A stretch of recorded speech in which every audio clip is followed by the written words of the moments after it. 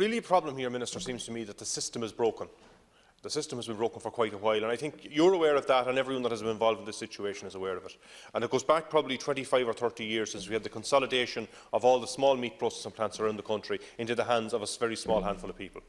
And that created a situation where we were told that the market was going to solve this problem and that we were going to have, new efficiencies.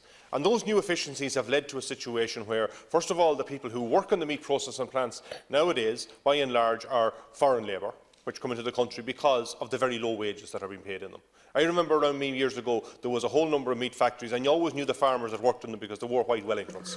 They stood out, and there was loads of them, because they worked in those meat factories in Longford, in Drummond, in Rooskey, all around that part of the world. And it was the same in every county in the country. Nowadays, it's a handful of factories, and all of them are foreign labour that are working on them, because the pressure was down, not just on the wages that were paid to the workers, but also on the money that they paid for the animals. And it's the same thing. The farmers are being treated the very same.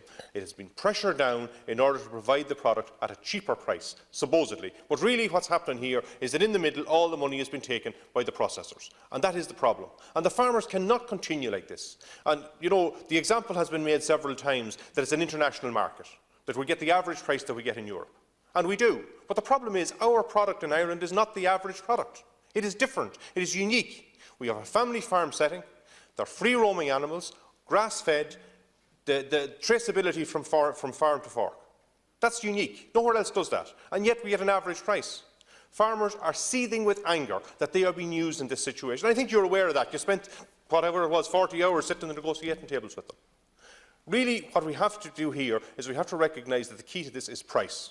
And to say that price cannot be discussed is absolutely ludicrous. At the end of the day, if you're going to bargain about anything, it's the price you have to bargain about. That's what farmers need to get. They need to get a base price which reflects the level of work and the level of effort that they put in. I don't need to tell you that, you know that.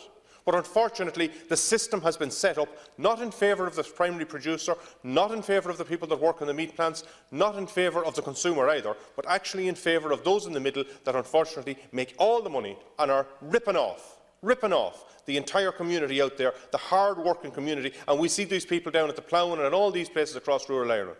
Rural communities depend on the farming community to be vibrant and to be sustainable. And if the rural farming community is vibrant and making money, then everyone makes money. So really, Minister, we need to get back to the situation of getting to the price. And until we get to that and increase the base price for the meat, the animals going into the factory, we're nowhere.